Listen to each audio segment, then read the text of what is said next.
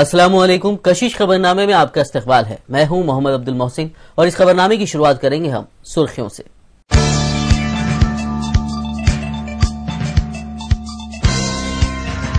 Election commission ने तलब किया सियासी जमातों का इजलास। रकम की गैर कानूनी मुंतकली पर की गई मजम्मत।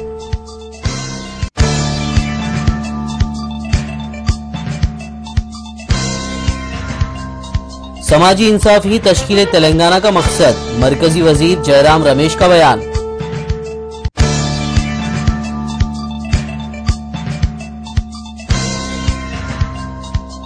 इंतखाबात में कामयाबी के बाद रिश्वतखोरों को दी जाएगी सख्त सजा। टीआरएस के सरबराह केसीआर ने किया दावा।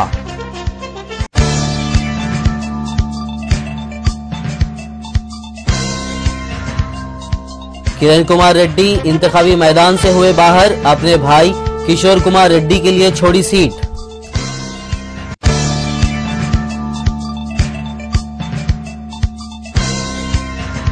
कश्मीर मामले पर अली शाह गिलानी के बयान पर तिलमिलाई बीजेपी। कहा सबूत दे या फिर माफी मांगे गिलानी।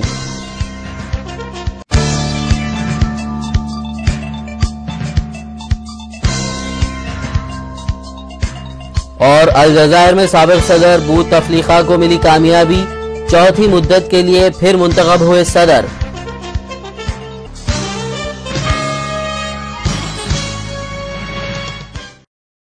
और अब खबरें तफसील से। मरकजी वजीर जयराम रमेश ने हफ्ते को टीआरएस के सदर के चंद्रशेखर राव पर तनकीद की। उन्होंने कहा कि तश्कील तेलंगाना का वाहिद मकसद समाजी इंसाफ है, जबकि केसीआर इसको खानदानी सियासत में तब्दील कर रहे हैं।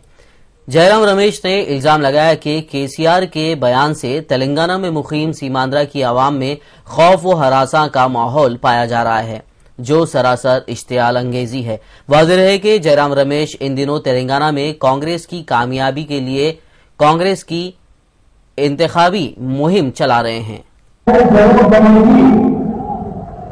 इसमें दो राय नहीं है।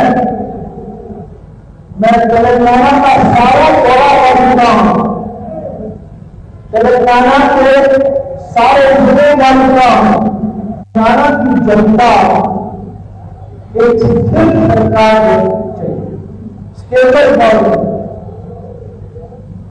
सिर्फ कांग्रेस स्टेबल गवर्नमेंट दे सकती है और कोई भी पार्टी स्टेबल सरकार देने की स्थिति में है। टीडीपी और बीजेपी में कोई फर्क नहीं। टीडीपी को वोट देने से नरेंद्र मोदी को आप वोट दे। दूसरी जानिब टीआरएस के सदर चंद्रशेखर राव ने हफ्ते को कांग्रेस पर रिश्वत लेने का इल्जाम लगाया है। उन्होंने कहा कि अगर तेलंगाना में उनकी पार्टी जीत जाती है तो वो रिश्वतखोरों को जेल भेज देंगे।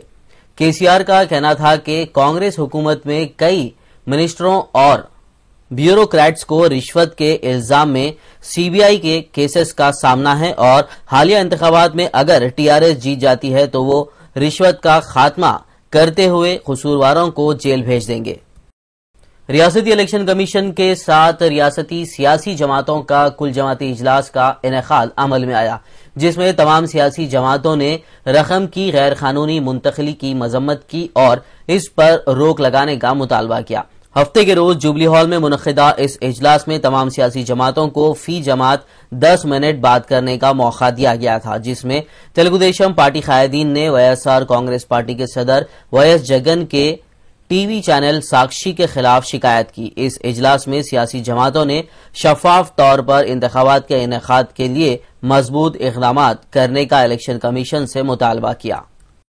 साबिक सदर प्रदेश बोत्सा सत्यानारायणा ने जिला विजयनगर के चेपुरुपल्ली हल्के असेंबली से अपना पर्चा नामजदगी दाखिल कर दिया है, जबकि उनकी अहलिया बोत्सा झांसी ने विजयनगरम हल्के पार्लियामेंट से अपना पर्चा नामजदगी दाखिल किया है। उन्होंने इससे कबल एक जलसे से खिताब करते हुए कहा कि उन्होंने 10 साल तक अपने हल्के के लिए बहुत कुछ किया है और उन्होंने आवाम से उनको वोट देकर जिताने की अपील भी की। सदर तेलुगुदेशम पार्टी एन चंद्रबाबू नायडू ने हफ्ते को जिले गुंटूर में अपनी इंतखाबी मुहिम के दौरान आवाम से वादा किया कि उनकी पार्टी के इख्तियार पर आने की सूरत में वो आंध्र प्रदेश में बड़े पैमाने पर सनतों को कायम करेंगे और डाकरा खवातीन के खर्चात को मुआफ करवा देंगे। जिले गुंटूर के रायपल्ले में उन्होंने आवाम से कहा कि रायपल्ले मछलीपट्टनम के दरमियान रेलवे लाइन के लिए खुसूसी इकदाम किए जाएंगे। इंतखाबात जैसे जैसे करीब आ रहे हैं वैसे ही दिलचस्प खबरें भी सामने आती हैं। इंतखाबात में मुकाबला नहीं करने का फैसला किया है। आबाई हल्के असेंबली से पर्चा नामजदगी दाखिल कर दिया है। पर्चा नामजदगी दाखिल करने के आबाई हल्के असेंबली से पर्चा नामजदगी दाखिल कर दिया है। पर्चा नामजदगी दाखिल करने के आखिरी दिन पार्टी सदर के इस फैसले से दीगर कुछ अरकान नाराज नजर आ रहे हैं। ताहम किरण कुमार रेड्डी ने कहा कि वो रियासत भर में दौरे करते हुए उनकी पार्टी के उम्मीदवारों की कामयाबी के लिए मुहिम चलाएंगे। अब सवाल ये उठता है कि क्या वजीर आला के तौर पर असेंबली में बैठने के बाद किरण कुमार रेड्डी अरकान असेंबली की हैसियत से असेंबली में बैठने के लिए हिचकिचा रहे हैं। वाईएस जगनमोहन रेड्डी की बहन वाईएस शर्मिला रेड्डी की हैदराबाद में इंतखाबी मुहिम का आगाज 20 अप्रैल से होगा। हैदराबाद के दौरे के दौरान शर्मिला जुबली हिल्स, खैरताबाद, केपीएचबी, सनत नगर और सरीलिंगमपल्ली में रैलियों से खिताब करेंगी। इसके अलावा वो तेलंगाना के इलाकों का अपना दौरा 21 अप्रैल से शुरू करेंगी। शर्मिला के जिन तेलंगाना इलाकों में दौरे होंगे उनमें मेदक, नारायण खेड़, जहीराबाद, संगारेड्डी और पटनचेरू हैं। वहीं वो 22 अप्रैल को खुतबुल्लापुर, कंटोनमेंट, मलकाजगिरी, सिकंदराबाद और एलबी नगर में रैली मुनक्किद करेंगी। तेलंगाना कांग्रेस के सदर प्रदेश पुन्नला लक्ष्मయ్య ने रियासती इलेक्शन कमीशन के चीफ भंवर लाल को एक मकतूब रवाना किया है, जिसमें उन्होंने तेलंगाना में चंद आजाद उम्मीदवारों की जानिब से कांग्रेस के फ्लेक्सेस, सदर कांग्रेस सोनिया गांधी और नायब सदर राहुल गांधी के तस्वीर का गैर कानूनी इस्तेमाल करने वाले उम्मीदवारों के खिलाफ फौरी कार्रवाई करने का मुतालबा किया है। उन्होंने कहा कि मजीद चंद हलकों में कांग्रेस की झंडियों को भी जाती मफादात के लिए ये उम्मीदवार इस्तेमाल कर रहे हैं।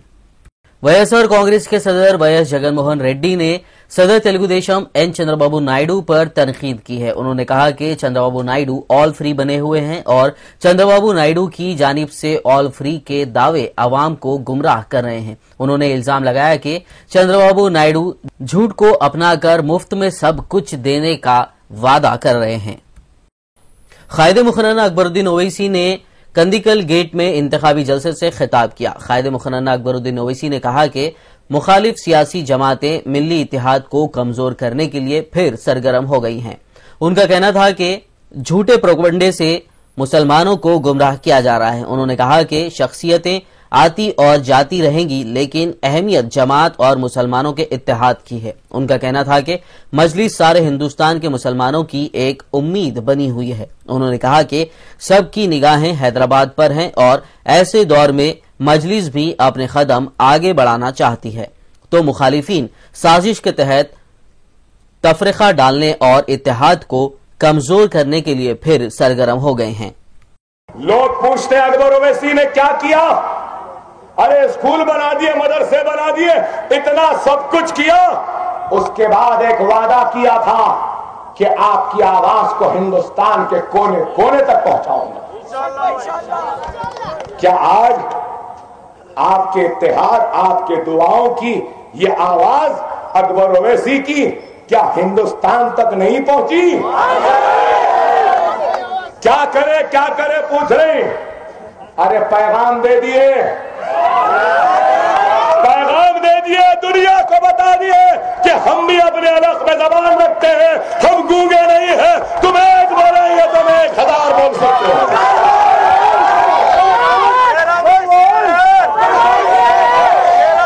क्या हम ये काम करें नहीं करें? अरे हमारी आवाज आज हिंदुस्तान में है। लोगों को अकबर भाई की खींच बड़ी पसंद आती है। जातो बोलते भाई एक बार खींच। अरे मैं आपको बोल रहा हूं, आपकी अकबर ओवैसी ने बंबई में, यूपी में, बिहार में मध्य प्रदेश में और गुजरात में भी अपनी पतंग फैला दी है। पतंग खिल चुकी है। अब आप फैसला करो, मोदी को खींचना है या नहीं।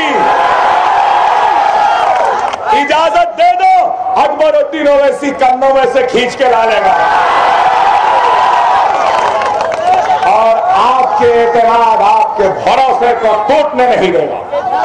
अरे वाह, कम है मगर आपसे यही कहूंगा, वाह के नजाकत को समझो। नहीं, रुको, रुक जाओ, अब ये वक्त रुकिएगा। याद रखो, जब जब मजलिस के कदम आगे बढ़ते हैं तब तब मुनाफिकीन मीर सादिक, मीर जाफर की औलादें हमारे घरों को कमजोर करने के लिए, जलाने के लिए, हम में आपस में इंतशार डालने के लिए सरगर्म हो जाते हैं।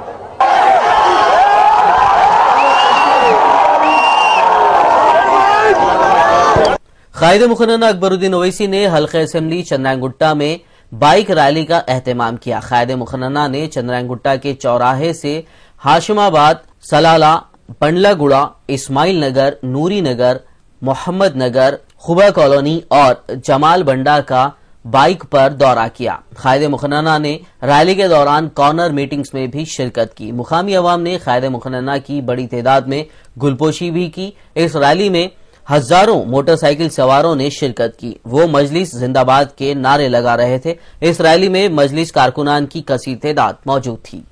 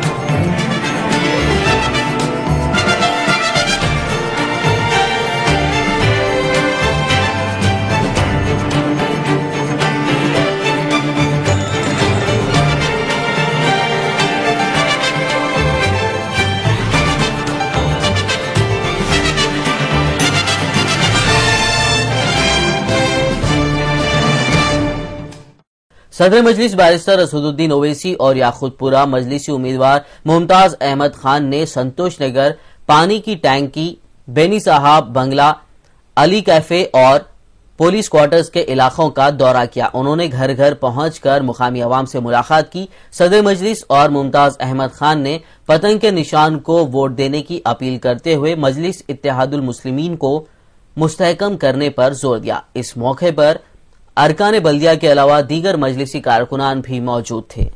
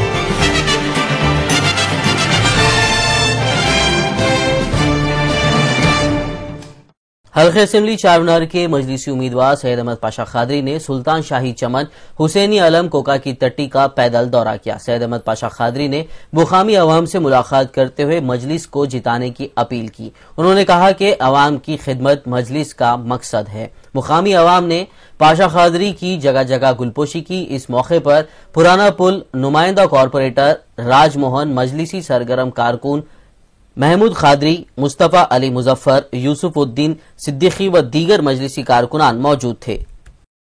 बहादुरपुरा मजलिसी उम्मीदवार मोहम्मद मौजम खान ने मिस्किन होटल, बीबी का चश्मा, Vattepalli road, Nawaz function hall, मिस्रीगंज, मस्जिद नोमान, गुलाब शाह और मिस्रीगंज चौराहा, बंदरबौली, बागे अमजदुद्दौला का पैदल दौरा किया। मोहम्मद मौजम खान ने अवाम से मुलाकात करते हुए मिली इत्तेहाद को तोड़ने वाली ताकतों से चौकस रहने और मजलिस को जिताने की अपील की। उन्होंने इलाके की अवाम से 100% वोटिंग की अपील की। इस दौरे में रमनसपुरा कॉरपोरेटर मोहम्मद मुबीन, जहानुमा नुमाइंदा कॉरपोरेटर मोहम्मद सलीम, कैप्टन बशीर, मोहम्मद आरिफ, मजलिसी सरगर्म कारकुन मोहम्मद खलील और अबू शरीफ के अलावा दीगर मौजूद थे।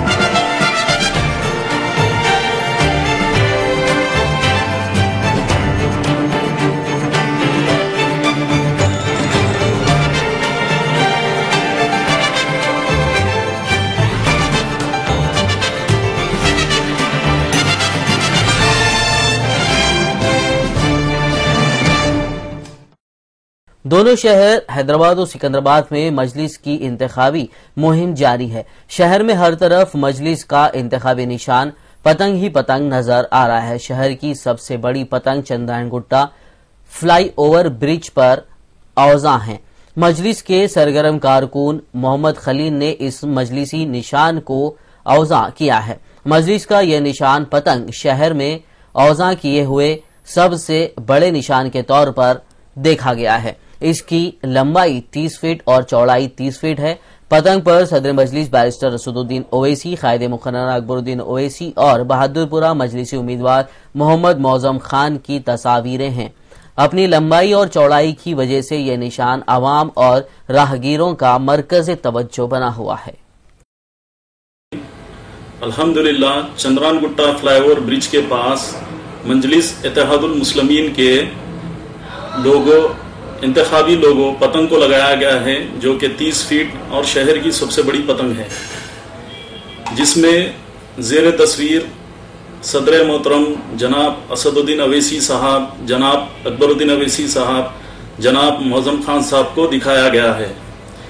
मैं लोगों से अपील करना चाह रहा हूं कि वो वक़्त की नज़ाकत को समझिए और मुत्तहिद होकर मजलिस के साथ मिलकर मजलिस को जिताइए, क्योंकि हमें किसी ऐसी जमात को हुकूमत नहीं बनानी देनी चाहिए जो कि हमारे मजहब की, हमारे जानो माल की, हमारे शहर की हिफाजत नहीं कर सकती। हमें अपने वोट की अहमियत को जाननी चाहिए। हमें मुस्तैक होकर ज्यादा से ज्यादा कसरत में निकलकर वोट डालनी चाहिए। मेरी ख्वातीन से हजरात से गुजारिश है कि वो 30 तारीख को बाहर निकलिए, अपना वोट जरूर डालिए। आपका वोट मजलिस के 5 साल के मुस्तकबिल का फैसला नहीं करेगा, आपका वोट आपके शहर के 5 साल के मुस्तकबिल का फैसला करेगा, आपका वोट आपके बच्चों के मुस्तकबिल का फैसला करेगा, आपका वोट आपके दीन का फैसला करेगा, मुस्तकबिल का।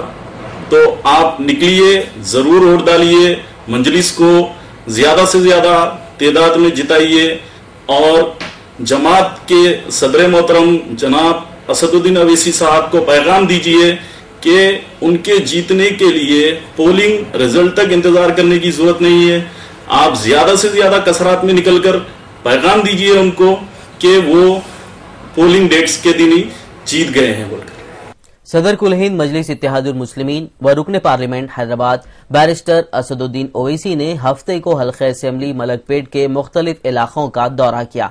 असदुद्दीन ओवैसी ने घर घर जाकर मजलिस की कामयाबी के लिए इंतखाबी मुहिम चलाई। सदर मजलिस ने इस हल्के के मुख्तलिफ इलाके बाग जहां आरा, शाह कॉलोनी, रोशन डेयरी, आजा स्कूल, चंचलगुड़ा और दीगर इलाकों का दौरा किया। इस दौरान सदर मजलिस ने अवाम से मुलाकात की और इंतखाबात में मजलिस की भारी अक्सरियत के साथ कामयाबी के लिए मजलिस को वोट देने की अपील की। इस दौरे के मौके पर सदर मजलिस के साथ मलकपेट मजलिसी उम्मीदवार अहमद बिन अब्दुल्ला बलाला, कॉरपोरेटर्स और मुहिब्बान मजलिस की बड़ी तादाद मौजूद थी।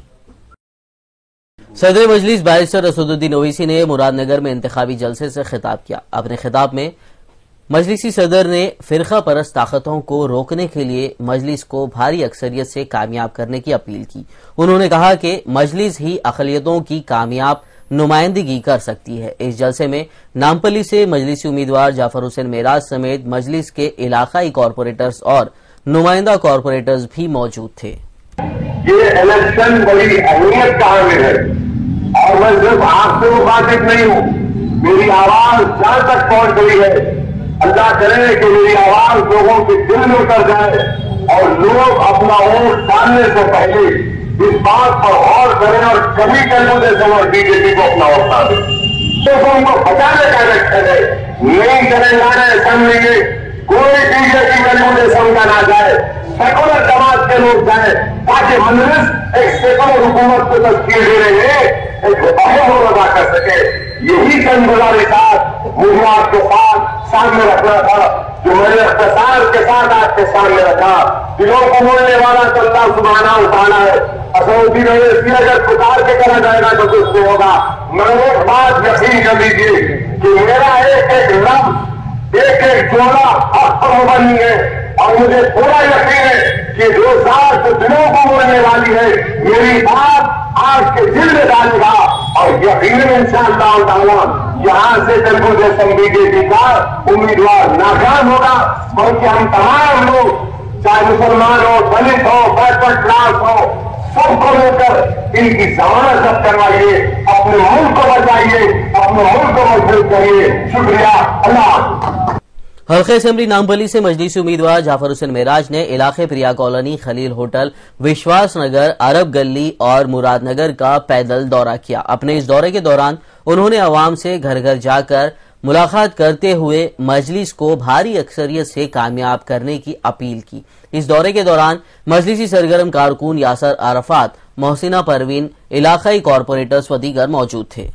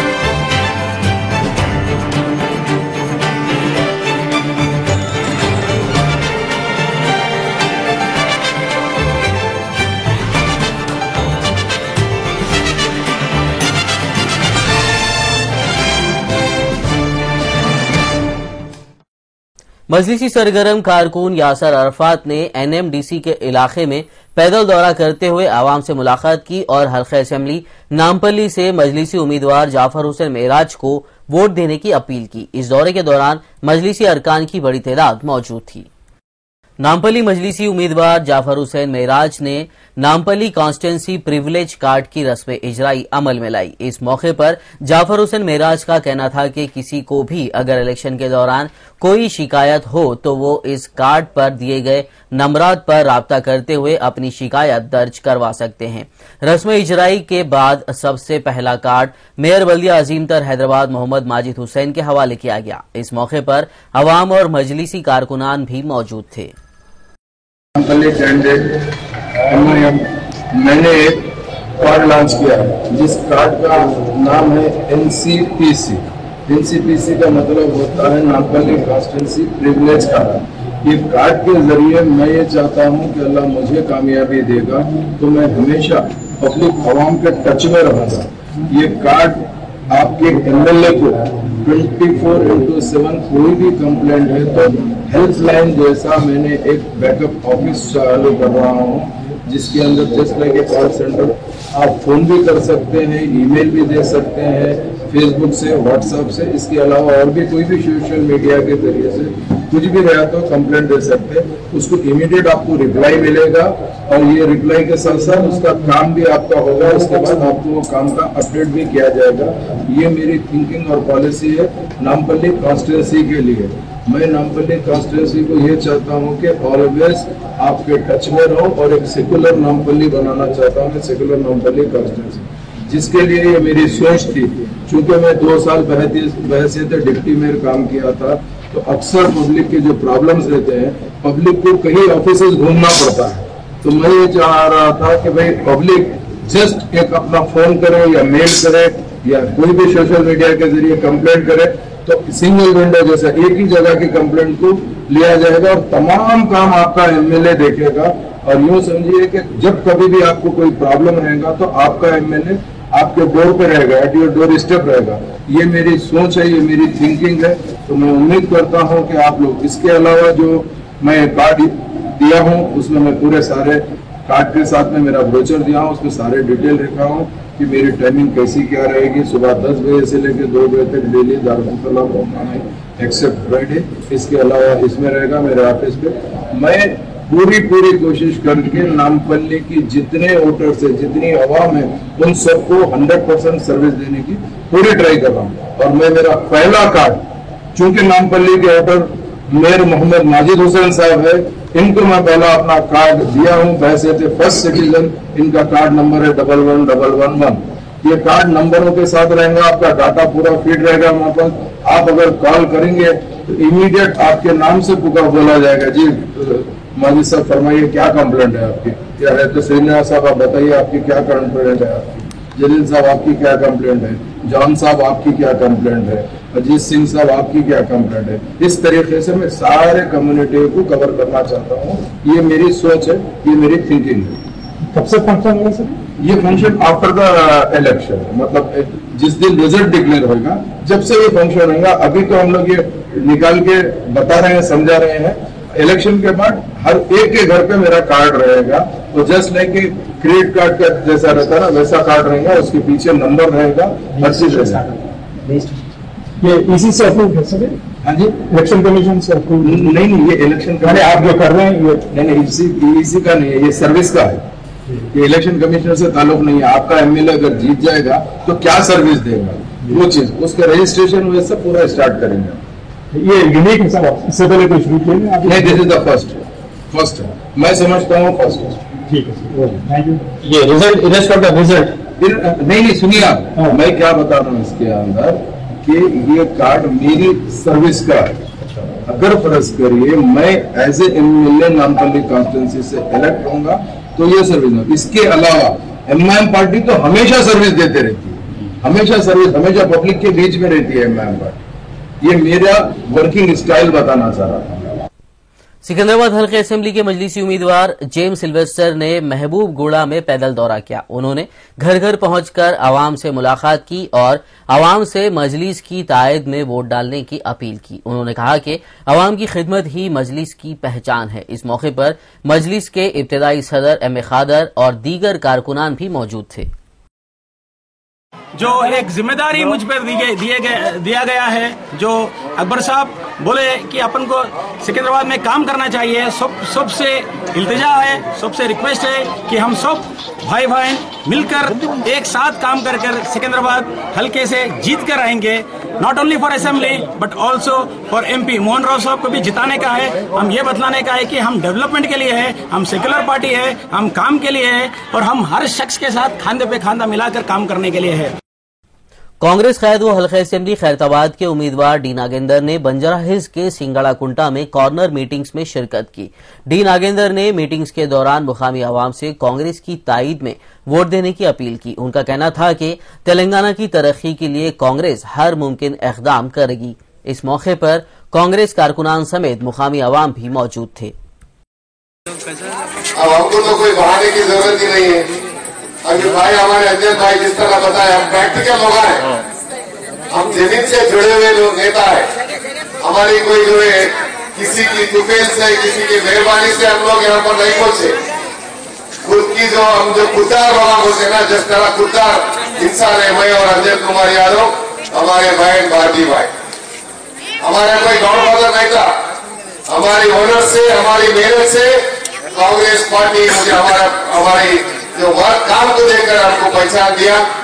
आज आप लोगों की बदौलत से यहाँ से लेकर दिल्ली तक हमारी पहचान है, ये आप सबकी बदौलत है बोल के मैं बताना चाहूंगा। सिकंदराबाद हल्के असेंबली के YSR कांग्रेस पार्टी के उम्मीदवार एडम विजय कुमार ने सीताफल मंडी के इलाकों का दौरा करते हुए अवाम से पार्टी की ताईद में वोट डालने की अपील की। उनका कहना था कि YSR कांग्रेस पार्टी आंजहानी राजशेखर रेड्डी के सुनहरे दौर को वापस लाएगी और गरीबों की इमदाद करेगी। इस मौके पर YSR कांग्रेस के दीगर कारकुनान भी मौजूद थे। आज सीताफल मंडी में हम गड़पा गड़पा कार्यक्रम कर रहे हैं। यहाँ पर मेजर प्रॉब्लम हमारा कॉन्स्टिट्यूंसी का ये महमूदगुड़ा नाला, ये पारसीगुट्टा तक एक्सटेंशन है। ये नाला थोड़ा बारिश है, 10-15 मिनट बारिश गिरे तो पूरा महमूदगुड़ा भर जाता, पारसीगुट्टा भर जाता। काफ़ी फैमिलीज को मुश्किल होता है, काफ़ी स्लम, काफ़ी गरीब वाले, काफ़ी एक रात में 12 बजे 1 बजे बारिश गिरे तो वो लोग किधर जाना क्या है पता नहीं रहता। काफ़ी लोग प्रॉब्लम फेस कर रहे हैं। सिकंदराबाद लोकसभा के कांग्रेसी उम्मीदवार अंजन कुमार यादव ने मुशीराबाद भोलकपुर का दौरा किया। उन्होंने मुकामी आवाम से मुलाकात करते हुए कांग्रेस के हक में वोट डालने की अपील की। अंजन कुमार यादव ने मुशीराबाद हल्के असेंबली के कांग्रेसी उम्मीदवार डॉक्टर P विनय कुमार के पार्टी दफ्तर का इफ्तिताह भी किया। इस मौके पर डिप्टी मेयर राजकुमार और भोलकपुर कॉरपोरेटर वाजिद हुसैन के अलावा दीगर मौजूद थे। भवानीनगर पुलिस ने हिमायतनगर के एक लॉज पर छापा मारते हुए 60 साला ओमानी शख्स को गिरफ्तार किया है। बताया जाता है कि इस बूढ़े शख्स ने 14 साला 2 कम उम्र लड़कियों के साथ जबरदस्ती शादी की थी। शादी के बाद लड़की को हिमायतनगर लॉज में मुंतकिल करते हुए उनके साथ जिनसी ज्यादती की कोशिश की गई, लेकिन लड़की ने खुद को मुलजिम के चुंगल से बचाते हुए भवानीनगर पुलिस स्टेशन पहुंचकर शिकायत दर्ज करवाई। लड़की की शिकायत पर पुलिस ने लॉज पर छापा मारते हुए एक और हसन नगर की रिहायशी लड़की को बरामद किया है। पुलिस ने इस सिलसिले में मुलजिम मसूद समेत 7 अफराद को गिरफ्तार करते हुए अदालती तहवील में भेज दिया है। मेरे को बाद में मालूम आया सलीम और अभी गए सो इल्ला कराए सो शादी कराए सो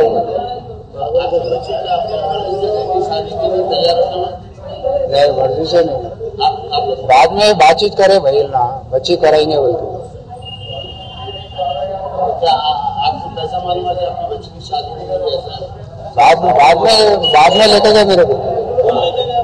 वो हमारे घर वाले लेके गए। आपके घर वाले पक्का शादी के टाइम घर वालों को मालूम है शादी हो रहा बोल के नहीं शादी को ले गए बोल के बोल रहा हूँ आपको। आपकी बच्ची कितने साल की है? 17 साल की। नाज़रीन, कौमी और बैनुल अक़वामी खबरों के लिए चलते हैं फरहाद के पास। अस्सलाम वालेकुम नाज़रीन, आइए सबसे पहले देखते हैं कौमी खबरें।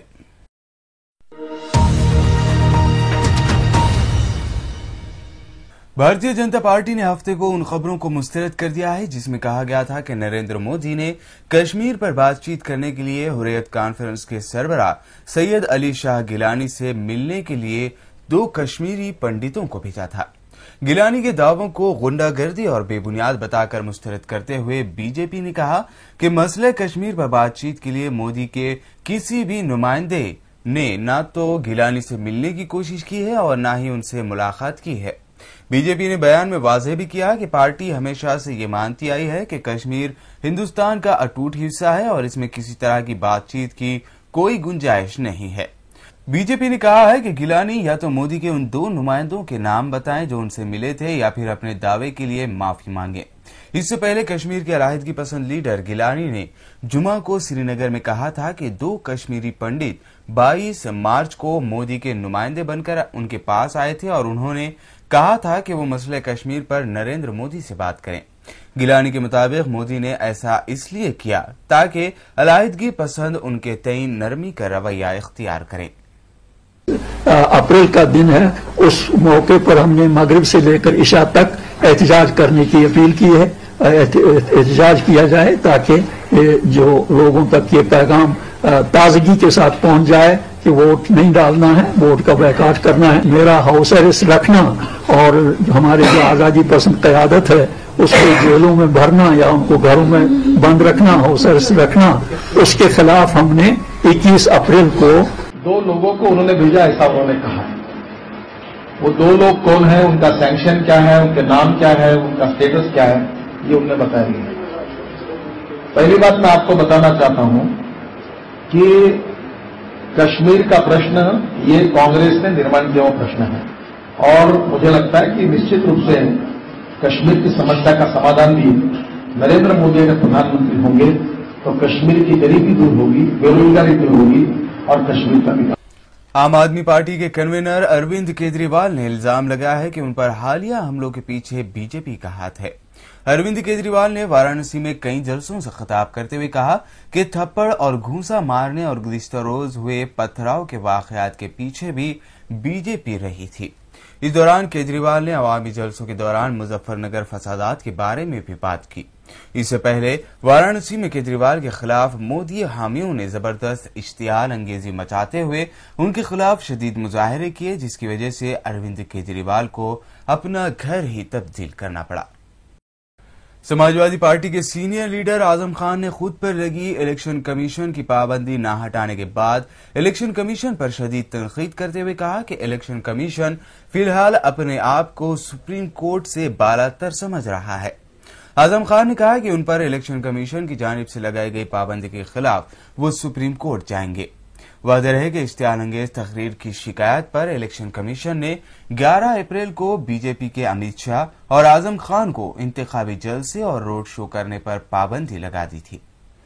कांग्रेस सदर सोनिया गांधी की सियासी मुशीर अहमद पटेल ने बीजेपी के PM in waiting Narendra Modi पर मुल्क भर में गुजरात की तरक्की के बारे में झूठ फैलाने का इल्जाम लगाया है। उन्होंने यकीन जाहिर किया कि कांग्रेस की क़यादत में यूपीए मरकज में दोबारा इख्तिदार में आएगी। वडोदरा में मीडिया से बात करते हुए पटेल ने मोदी लहर होने की बात को सिरे से मुस्तरद कर दिया। उन्होंने कहा कि लोकसभा इंतखाबात के बाद यूपीए हुकूमत बनाएगी और कांग्रेस को गुजरात की ज्यादातर लोकसभा सीटें हासिल होंगी। शिवसेना के सीनियर लीडर मनोहर जोशी ने दावा किया है कि एनसीपी सदर और मरकजी वजीर शरद पवार महाराष्ट्र में गुज़िश्ता असेंबली इंतखाबात में शिवसेना के साथ इत्तेहाद करने के लिए तैयार हो गए थे। लोकसभा के साबिक सदर जोशी ने मजीद बताया कि साल 2009 के असेंबली इंतखाबात में पवार ने शिवसेना के साथ इत्तेहाद करने की ख्वाहिश जाहिर की थी। खाना जंगी का शिकार मुल्क शाम में एक मस्जिद के बाहर होने वाले बम धमाके में 14 अफराद जाबाग हो गए हैं। दहशतगर्दों ने बारूदी मवाद जिला अकरमा में मस्जिद बिलाल हबशी के बाहर खड़ी एक गाड़ी में लगाया हुआ था। यह इलाका हुकूमत का हामी तस्वुर किया जाता है। इस हमले में 50 से ज्यादा अफराद जख्मी भी हुए हैं। यह हमला एक ऐसे वक्त पर किया गया है जब हुकूमती दस्तों ने हुम्स शहर को बागियों से आजाद कराने के लिए कार्रवाई शुरू की है। अलजायर के साबिक बीमार सरबराह अब्दुल अजीज बूतफ्लिका इंतखाबात में डाले गए कुल वोटों में से 81.53% वोट लेकर चौथी मुद्दत के लिए सदर मुंतखब हो गए हैं। अलजायरी वजीर दाखिला तैयब बिल ईज ने सदारती इंतखाबात के हतमी नताइज का ऐलान किया है। बूतफ्लिका के करीब तरीन हलीफ अली बिन फलीस रहेज हैं, जिनके हक में सिर्फ 12.18% वोट डाले गए हैं। सदारती इंतखाबात में वोट डालने की शरह 51.3% रही। अलजायर के वजीर दाखिला ने नताइज का ऐलान करने के बाद कहा कि इंतखाबी अमल आजादाना और शफाफ अंदाज में मुकम्मल हुआ है और इक्का दुक्का और छोटे मोटे वाकयात के अलावा कोई ऐसा बड़ा वाकया रोनुमा नहीं हुआ है जिससे पूरा इंतखाबी अमल मुतासिर हो जाता। अमेरिकी सदर बराक ओबामा ने एक ऐसे कानून पर दस्तखत कर दिए हैं जिसके बाद किसी भी शख्स का अमेरिकी वीजा मुस्तरद किया जा सकता है। इस कानून के तहत वाशिंगटन हुकाम अक़वाम मुत्तहिदा के ऐसे नुमाइंदों या सफीरों को वीजा जारी करने की पाबंद नहीं है जो अमेरिका की सलामती के लिए खतरा हो या इसके खिलाफ किसी भी तरह की दहशतगर्दाना कार्रवाई में मुलविस रहा हो। बज़ाहिर यह कानून खास तौर पर ईरानी सफीर हमीद अबू तालिबी के खिलाफ बनाया गया है। अबू तालिबी अक़वाम मुत्तहिदा में ईरान की नुमाइंदगी कर रहे हैं, ताहम अमेरिकी हुकाम का मौक़ूफ़ है कि अबू तालिबी 1979 में तेहरान में अमेरिकी सिफारत खाने पर होने वाले हमले में मुलविस थे, जिसकी वजह से उन्हें वीजा नहीं दिया जाएगा। हादसे का शिकार होकर समंदर में डूब जाने वाली जनूबी कोरिया के जहाज के कप्तान को गिरफ्तार कर लिया गया है। कप्तान ली यून सीक पर 5 मुख्तलिफ इल्जामात आयद किए गए हैं, जिनमें लापरवाही और बहरी कवानीन की खिलाफ वर्जी शामिल है। कप्तान के साथ अमले के दीगर 2 अरकान भी ज़ेर हिरासत हैं। इस दौरान खराब मौसम की वजह से 260 लापता अफराद की तलाश के काम में शदीद दुश्वारियों का सामना करना पड़ रहा है। फेरी के हादसे की फौजदारी तहकीकात शुरू की जा चुकी है। तफ्तीशकारों का ख्याल है कि जहाज का रुख मुनासिब अंदाज में मोड़ा नहीं गया था और उस वजह से ही यह हादसा रोनुमा हुआ है। नाज़रीन, ये थी अब तक की अहम कौमी और बैनुल अक़वामी खबरें। मज़ीद ताज़ा तरीन खबरों का हाल जानने के लिए चलते हैं दोबारा मोहसिन के पास। शुक्रिया फरहाद। नाज़रीन, आखिर में एक और नजर डालेंगे सुर्खियों पर।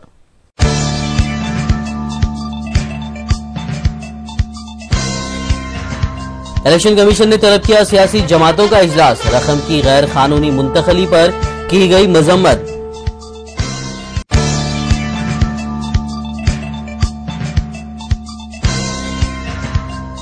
समाजी इंसाफ ही तश्कील तेलंगाना का मकसद, मरकजी वजीर जयराम रमेश का बयान।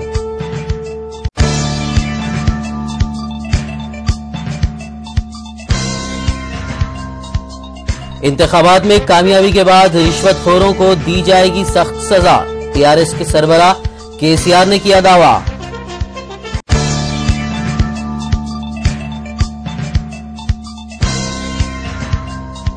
किरण कुमार रेड्डी इंतखाबी मैदान से हुए बाहर, अपने भाई किशोर कुमार रेड्डी के लिए छोड़ी सीट।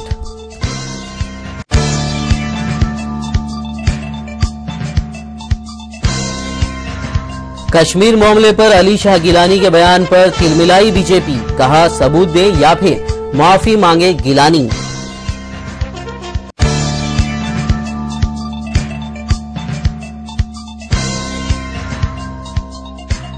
और अलजायर में साबिक सदर बूतफ्लिका को मिली कामयाबी, चौथी मुद्दत के लिए फिर मुंतखब हुए सदर।